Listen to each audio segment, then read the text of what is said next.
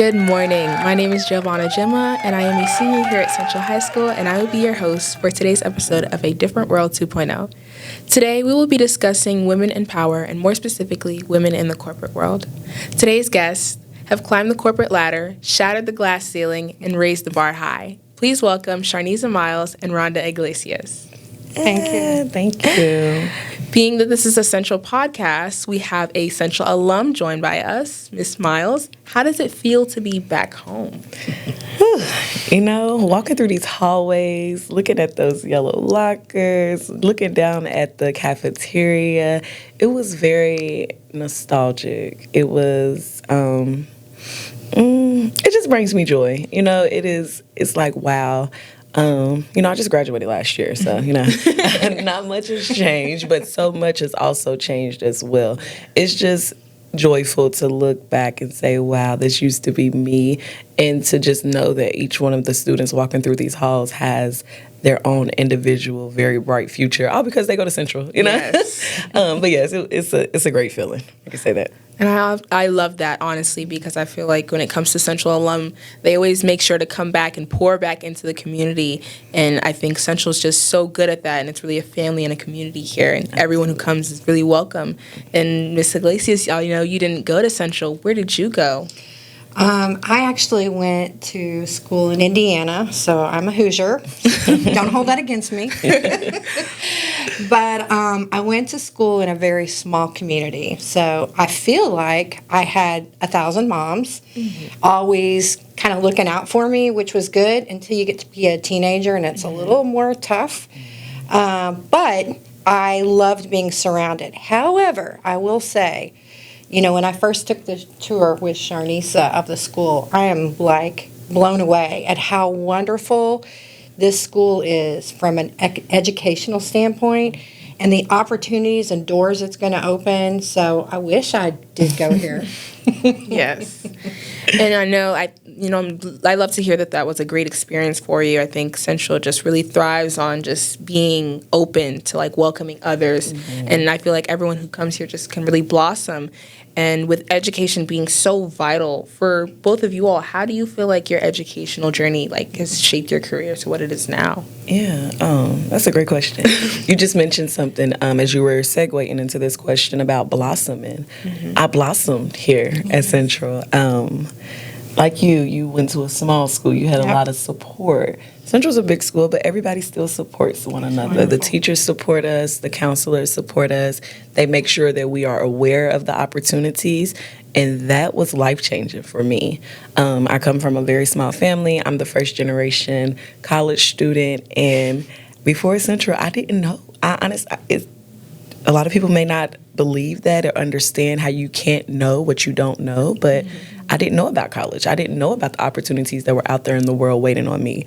So I met some amazing people here at Central, saw some potential in me, and they made sure that me and my family had the information to help me, go to the next level.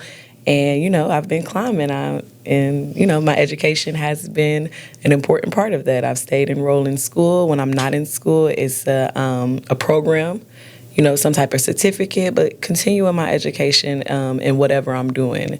It started at Central. Well, maybe elementary, but Central, we're going to give the credit. Of course, right. I'd love to hear that. Yes. When I think about this question, which was a very good question, I think as we're stepping out to college, we're supposed to know it all. But guess what? You don't know nearly enough. And you have to be open that continuous education is so important. I remember setting myself at saying, what do I want to be, a doctor, a lawyer, a teacher, a ballet, fireman? It was all those traditional roles. But boy, it's a different world out there, and you can actually open up to a lot. So you got to find what you're interested in. Mm-hmm. To me, psychology was super important, and understanding what makes people who they are. Yeah. And I've then translated that into the role that I have now, because I'm actually training and educating others and creating projects that are going to help people strive to be more than they are. And she does a really good job. Yes, I can tell. And so it seems that you all, kind of off of what I've gotten, you guys have really taken your own stance and been your own leader. Share with me what your first leadership role was and how did you feel stepping into that? Okay, yeah. So again, remember I told you when you go to college, you think you know it all. When you get your first job, you're a little nervous, but when you get that first leader role, you feel like you have to know it all. But it is not going to happen that way. So it's trial and error a lot, but you got to have confidence in yourself and know who you can go to get help. Because you're going to make mistakes when you step into leadership for the first time, but you got to go with your gut, go with your values, and look for people to support you because it is going to be a little bit challenging, but it's going to be fun at the same time to grow in that position. Absolutely. Yeah, that's fair. My first leadership position for a job, I guess I could say, was a surprise to me. I have participated in a lot of organizations, teams, and things where I was a captain or leader or something, but inside of an actual job, like she said, you just want to find support. Yes. You don't know, again, what you don't know. So it's important that you find people that you can trust, who you can learn from, who you can ask questions when you have questions. I can say that how I felt at that time, I did feel confident in taking on the position just because of my personality and who I am and what I have done. I felt confident, but once I got there and I seen the work required of me, I instantly felt, whoa, what have I gotten myself into? But I built the connections, I asked the questions, and I was not afraid to fail because I knew that at that point I only had more to learn. So it was a surprise, but I made it work, and yeah. I think it's really important what you just said. Failure is going to lead to your success. Yes. Absolutely. You can't be afraid to fail. You just got to be afraid of not trying again. Yes. Yes, ma'am. I think you kind of well said, like, my next question a bit was, I just want to know a bit more about like a role model that changed your life. And I know you guys kind of touched on having someone believe in you and have confidence. Having confidence within yourself is something, but having someone else have confidence within you and believe that you can do it really does change someone's story. So tell me if there was a story that you have and how it impacted your career. I'm actually blessed to be able to share the couch right now with one of my many role models that I've been able to have in my life. And I'm going to speak on the many part. I love you so much.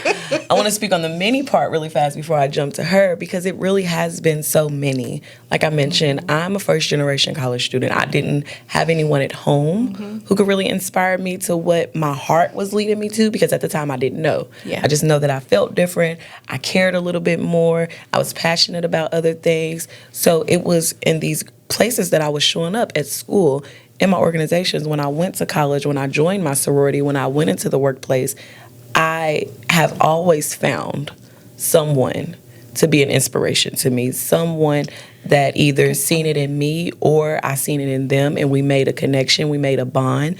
That way I could have that person to be a role model for me where I was when I needed them at that time. So, again, right now, where I am in life, this woman has been an influential, just overall soul in my life, inside of work and outside of work. She has pushed me outside of my comfort zone. She has included me in conversations that I didn't know about. She's mentioned me in conversations in rooms that I'm not even a part of. And it is because, one, she's seen it in me. And then two, she gave me an opportunity and I showed her what I could do. So, now it's continuous. She's able to pour into me. If I learn something, I can share it with her. And we've just been able to build a friendship as well. And that's just how it works. You just find somebody who works. I gotta give you a hug now. I love it. It was you. It was you. It was all you. I just happened to notice. Well, thank you. I appreciate that. For me, it started when I was in high school. I had the best teacher in the world who really allowed me to gain the confidence that I have today. Without that, and for those of you watching, you can probably relate to this. There's somebody, a teacher that in your life that really kind of positioned you in the right place and encouraged you to get outside of your shell. And I think that's really crucial, is finding people who want you not to be like you or to be like them, but to encourage you to go where you should go because of your strengths and your values. And I also think that you're going to find that in a lot of people, and it's very important. You mentioned it early on, that there's going to be different things you get from different people because we're all unique. You're going to take that, add it to what you already have, and you have even more uniqueness. So I think that, so many people in your life are going to touch you, and you need to let them show them who they are and that you can do it. Let them believe in you. Let them believe in you. Like, I like that. Yes. Push you in places of where you want to go, what you want to do, and not just pushing their own wants and needs and beliefs onto you. You got to open your door and let them see who you are, right? Yes. It's very vulnerable to open that door and let them see. But that's why creating relationships with people are so important. Yes. You never know who's going to be that person. Yes. With the, relationships and the things that you've done within your career and the education that you have had, I kind of mentioned it in the beginning that you all have shattered that glass ceiling. And what do you believe is the glass ceiling in today's world, and do you feel like it still exists for your experience so far? You're looking at two totally different women sitting on this couch. We can address the elephant in the room. I am an African-American woman, Rhonda a white woman, but we both have had similar experiences being women. I think that's the first glass ceiling that's there, 100%. Right? But what have I done to shatter it? I ignore it. Yeah. Good for you. You're going to have to tell me to my face that I can't do it. You're going to have to tell me to my face that you don't want me. I love it. You're going to see the credentials. You're going to see the work. And then try to tell me I can't do it. Then try to tell me I don't belong. Yeah. It wasn't, maybe a couple months ago, I had a conversation with some friends of mine, and I didn't realize how blessed I am to be at the company that we work for. Because I can't say here, honestly, it doesn't really feel like a glass ceiling. We do work for a very diverse company. It is, we all belong. Even the work that we did that got us here today is something that is super important and why we don't experience the glass ceiling. And I think that's just that just worked out because of the company we work for. Yeah. So yes, while the glass ceiling does exist, you don't have to allow it to remain over you because you don't have to stay. I don't want to encourage anyone to stay where they're not welcome. You go where you're celebrated, not tolerated. Yes. So I ignore it, and it may be out there, but it ain't over me. Honestly, the can-do attitude is probably the biggest piece that you have to have. That you're never going to give up. You may have to present your idea to about 1,000 people before you get it through. But have you ever thought about when a ceiling breaks? It doesn't break perfect. It actually has jagged edges, and you can't be afraid to go through those edges. Yeah. Just keep going, keep shining, and just never be afraid to do it. And you're going to, we say that we're talking about women versus the male, right? We're talking about color, too. So there's going to be all these challenges that come to you. But, for example, it's really a good opportunity for a woman to find a sponsor or a mentor who's a man, because you need to understand their perspective to actually break through. So you really got to get outside of your comfort zone on who you're picking. Don't look for the one that's just like you. Look at us. Right. We have a lot in common, but we're different ages, and so I think it's very important. As much as she said I've given to her, she's given back to me. So that's the way a relationship should work. Absolutely. Yeah. Give and take for sure. So to kind of be where you are and to be able to manage the workplace, as it is, as you all have said, you're in different places in your life. How do you both navigate that balance between your personal and your professional life? Can I take this one? Please. Because I'm not great at it, okay? it kind of bleeds into each other because it's all about who I am. I'm not different at work than I am at home. Believe me, I'm not kidding. You'll find me singing in the hallway, dancing at my seat. I don't care. I'm me. Yeah. And I think when you bring your whole self to work, it's super important. And probably one of the most best advice I could give anyone is bring your whole self to work. You got to be careful. I can't go, into a board meeting dancing and singing. So there are times and places for it. But the idea is, I wish I could balance better, and I'm working on that. It's always going to be a work because as you take on different roles, their demands are going to be different. Yeah. So I think it's just crucial to, concentrate on being yourself and then taking your vacation days. Yeah. They give us a lot. Okay, valid. For me, I'm a project manager. So I manage my life and my schedule the best that I can. I'm not always perfect with it. The beginning of the week, the beginning of the month, maybe a perfect week. Catch me in the middle of the end and I'm on my laptop at 7:30 at night. It just really depends on what my life and my job needs. Yeah. Sometimes I do have to give more than I would like to, but that's okay because I pre-plan it. I'm aware of it, and I just make sure that my life and my needs also work within it. Yeah. But then I have my non-negotiables. My self-care is top priority for me. So, those things are time blocked on my calendar, whether it's a personal appointment that I have standing, whether it's, every third Friday I want to leave an hour early to do something, just whatever that looks like for me. I make sure that my non-negotiables are included in my schedule, and then I add everything around it.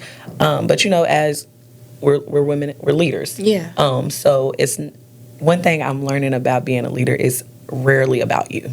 Yeah. So a lot of times you do have to make yourself available for the betterment of your team, for your clients, whoever you're working with. So it's just all about managing that schedule, making sure you're prioritizing what's important, when it's important, for me anyways. Yes. But again, sometimes I'm like Rhonda. We're just Am I rubbing off on you? Yes. And I singing in the aisle too. But yeah, it's just all about the balance and just making sure you're aware of what's important to you and that you're getting it done because the work still does have to get done. Yeah. So. And when I talk about bringing yourself to work, I can't go without saying we like to have fun at work. Yes. So I think you have to find a job that you feel comfortable and you can have some fun.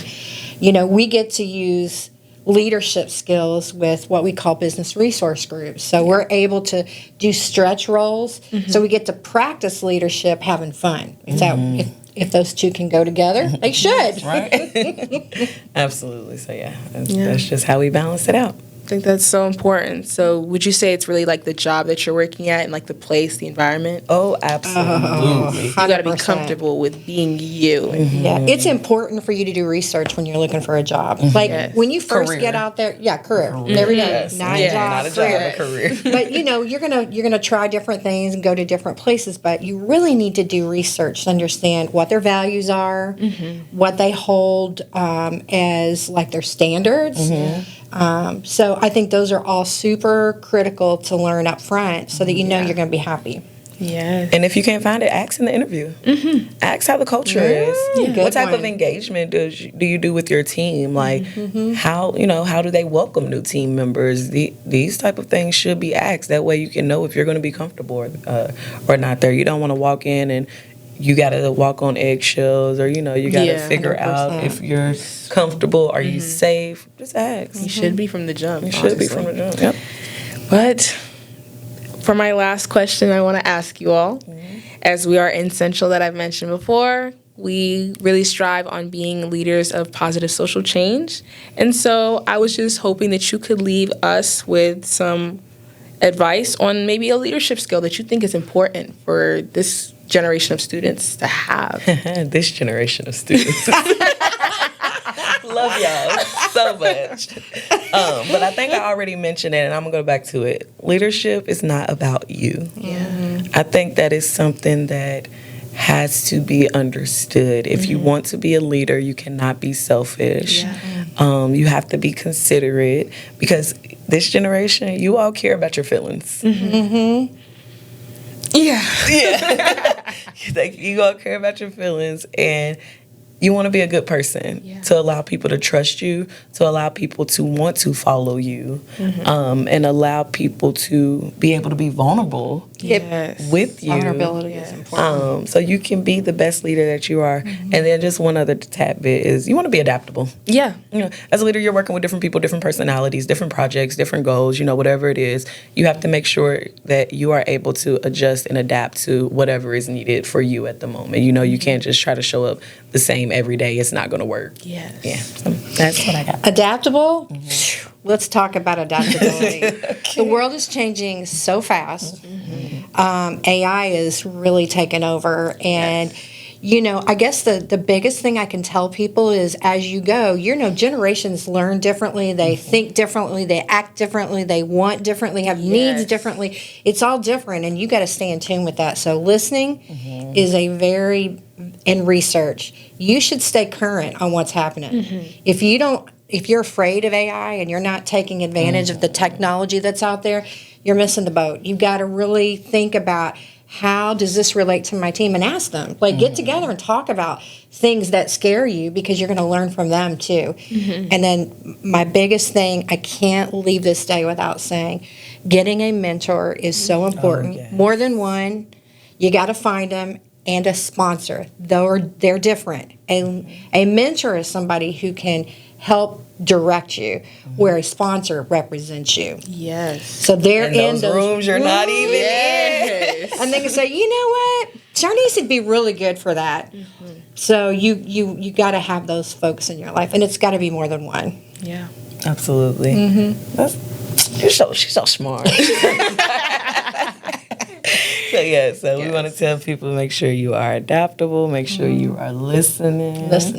And just be flexible, just know that people need you. Be a nice person and it'll work out. Let's not forget, let's have some fun too. Let's have fun. Yes, please. I think that might need to be at the top. Let's have fun. Let's have fun. We gotta work. We gotta do it anyways. Make it fun, and your team will love you. Well, this podcast has been great. I have learned so much. I've learned to be my own leader, to be visionary, to be myself, to have fun. And I feel like I'll take that with me, and I hope you all take that with you as you move with your futures and your lives. This is A Different World 2.0, and I'm your host, Jovaana Jimma. Join me for another episode next time. And let's not forget, we need to thank you. You're a bright person with a great future. Thank you. Already shattering those ceilings. Right. Wish you the absolute best in your future, young lady. Thank you for having us. Thank you so much, guys.